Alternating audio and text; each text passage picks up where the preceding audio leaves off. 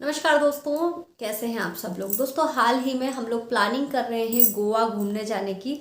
तो उसके लिए बहुत सारी प्रोसेस होती है, कैसे जा रहे हैं, क्या कर रहे हैं। तो गोवा घूमने के लिए कैसे क्या प्लानिंग हो रहा है, कैसे हम जाएंगे, इसका मैं पूरा व्लॉग बनाऊंगी। पर आज का जो मैं वीडियो बना रही हूँ ये खास आप लोगों को अवेयर करने के लिए बना रही हूँ, क्योंकि जो फ्रॉड मेरे साथ हुआ है वो आप लोगों के साथ में ना हो। एक जनरल अवेयरनेस के लिए बना रही हूँ, क्योंकि जब हम कहीं जाते हैं अननोन जगह है तो आजकल सीधी सी बात है, सब चीज़ें हम ऑनलाइन बुक करना प्रेफर करते हैं कि पहले से हम बुक कर लें तो हमको ऐसे ही गलती ना हो, हमारे से कोई गलती ना हो। ऐसे ही हमने भी सोचा कि हम गोवा जाने से पहले ही हमारे होटल्स बुक कर लें। तो गोवा जब हम उतरेंगे तो वहाँ से हमने सोचा है कि साउथ बीच पहले जाएं। ठीक है, तो साउथ गोवा हम पहले जाएं। तो साउथ गोवा जाने के लिए हम लोग बीच पर हट्स ढूंढ रहे थे कि जो बीच के पास में ही हमें मिल जाए। ठीक है, तो वहाँ पर बीच हट ढूंढते हुए हमको गूगल पर और हमें ऑनलाइन जो एक होटल मिला, जो बीच हट्स मिली, जिसका नाम था पेपोलिम। ठीक है, इस तरह से जो आप देख सकते हैं पेपोलिम बीच हट्स, ये हमें सजेस्ट हुई, बहुत अच्छी लगी हमको। एक बजट फ्रेंडली, हम चाहते थे कि होटल मिल जाए, बजट फ्रेंडली हट्स मिल जाए, तो हमें ये मिली।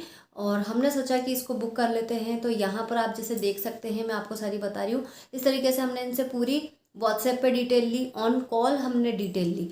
गलती बस ये हुई कि हम उसकी कॉल रिकॉर्डिंग करना भूल गए, नहीं तो मैं आपको कॉल रिकॉर्डिंग सुनाती।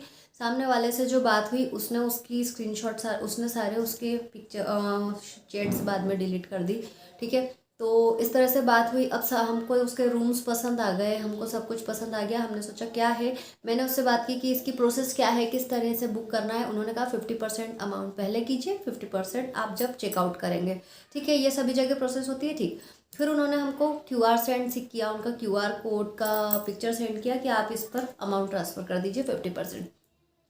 अब आप यहाँ पर दे सकते हैं कि ये जो क्यूआर उन्होंने सेंड किया, इस क्यूआर को से हमने उनको 50% अमाउंट सेंड किया, जो कि था 4,320।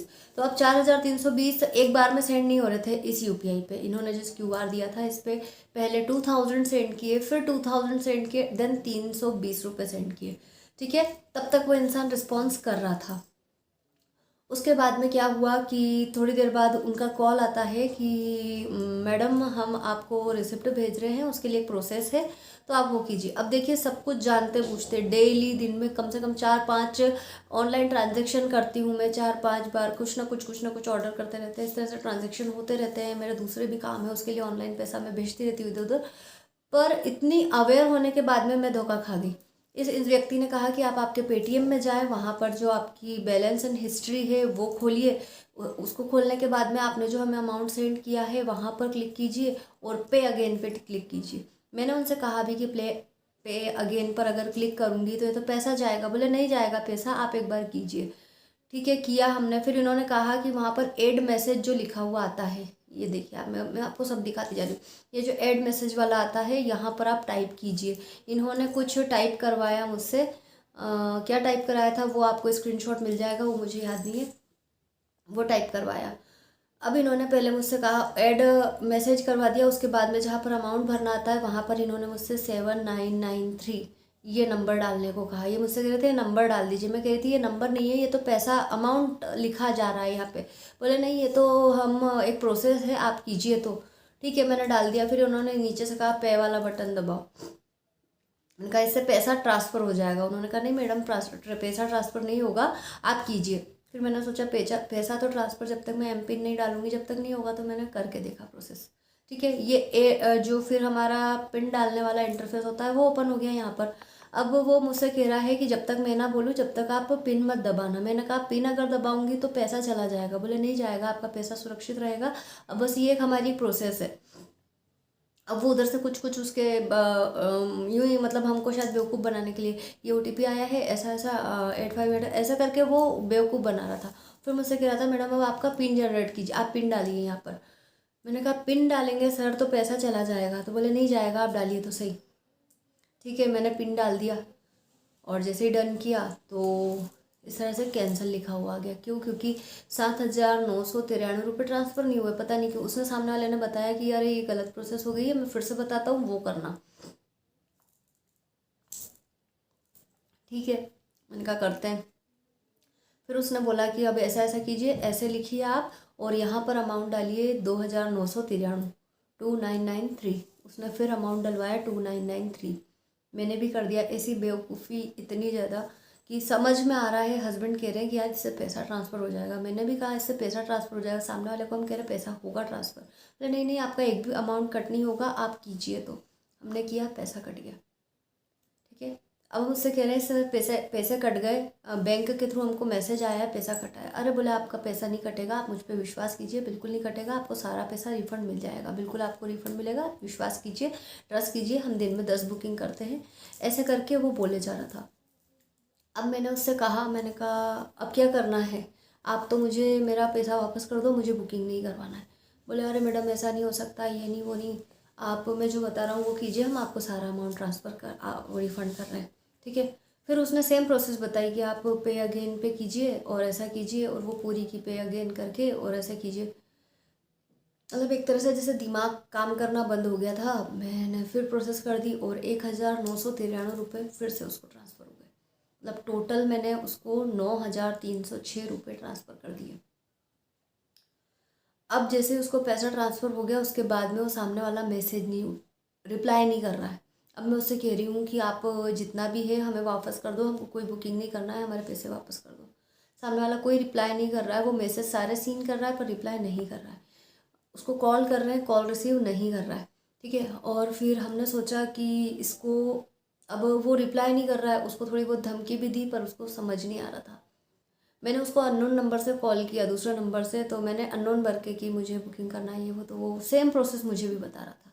मतलब ये बंदा जो है योगेश नाम का, इसका जो पेटीएम पे योगेश नाम आ रहा है, पेपोलिम बीच हट।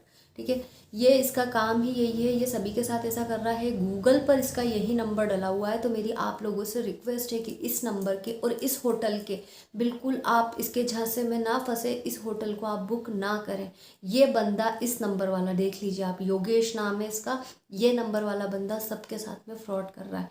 मेरा पैसा गया, अब मैंने जो करना था वो कर दिया।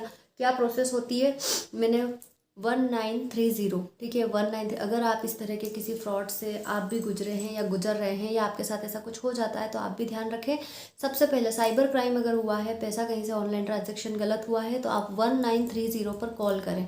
ठीक है, 1930 या फिर 155260, 155260 ये नंबर डायल कर सकते हैं, या फिर 1930 इस पर कॉल करें। वहाँ से आपको पूरा पूछा जाएगा, मतलब एक तरह से रिपोर्ट दर्ज कराना होती है कि हमारे पास हमारे साथ में क्या साइबर क्राइम हुआ है, वो पूरी आप रिपोर्ट दर्ज करा दें। फिर जैसा आपको वहाँ से गाइड किया जाए आप वैसा करें, आपकी हेल्प वो करेंगे, ज़रूर करेंगे। मैंने भी सेम प्रोसेस कर दिया है, सामने वाले को ट्रैक कर लिया गया है। अब आगे क्या होता है, मुझे पैसा मिलता है वापस नहीं मिलता है, कोई बात नहीं। 9306 कोई इतनी बड़ी रकम नहीं है कि मैं इससे गरीब हो जाऊंगी या मेरा घूमना जाना कैंसिल हो जाएगा। पर एक दिमाग में टेंशन होता है, क्योंकि आज यही पैसा अगर मैं यूज़ करती, मेरे बच्चों के लिए यूज़ करती, तो मुझे अच्छा लगता। पर ये एक तरह से वेस्ट चला गया। मैं यही सोचूंगी कि हाँ, इतना हम जो करते हैं, दान पुण्य वगैरह करते हैं, एक तरह से दान गया। ठीक है, पर इस तरह का दान मुझे नहीं पसंद कि आज ये एक मैं किसी गरीब को देती ना तो मुझे अच्छा लगता। ये इस तरह से मेरे से छीना गया है, तो उसको बुरा तो बहुत लगा है, उसको मेरे भोलेनाथ सजा देंगे। पर आप लोगों को मैं जो शेयर कर रही हूँ, इससे आपको अवेयर कराना चाहती हूँ। और पेपोलिम बीच हट इस टाइप की ये जो है, ये आपको गूगल पर आप जब सर्च करेंगे वहाँ पर आपको मिल रही है। और साथ में आप गूगल मैप पर अगर आप ढूंढेंगे तो रॉयल बीच हट, ठीक है, रॉयल टच आप अगर इस टाइप की होटल का नाम सर्च करते हैं, रॉयल टच बीच हट्स, ठीक है, तो उसके जस्ट पास में ये, वहाँ से शायद 850 मीटर ऐसी, मतलब बहुत कम दूरी पे है, और उसके पास में ही आपको मिल रहा है पेपोलिम बीच हट। तो आप इस होटल की कोई भी बुकिंग ना करें। अगर आपका पैसा आप बचाना चाहते हैं तो यहाँ से, और इस नंबर को आप भी, अगर आपकी कहीं से कांटेक्ट में ये नंबर आता है तो आप इसे कोई पैसा सेंड ना करें। ये मेरी आपसे रिक्वेस्ट है। मेरे इतने सारे फॉलोअर्स हैं, मेरे इतने सारे सपोर्टर्स हैं, आप इसे ज़्यादा से ज़्यादा शेयर करें। जो नुकसान आज मेरा हुआ है, ये अगर पैसा मैं किसी गरीब को देती तो मुझे बहुत अच्छा लगता, दिल से खुशी होती। पर इस तरह के कमीने लोगों को, इस तरह से किसी को परेशान करके जो पैसा छीन रहे हैं ना, उनके खिलाफ प्लीज़ आप भी स्टेप उठाइए।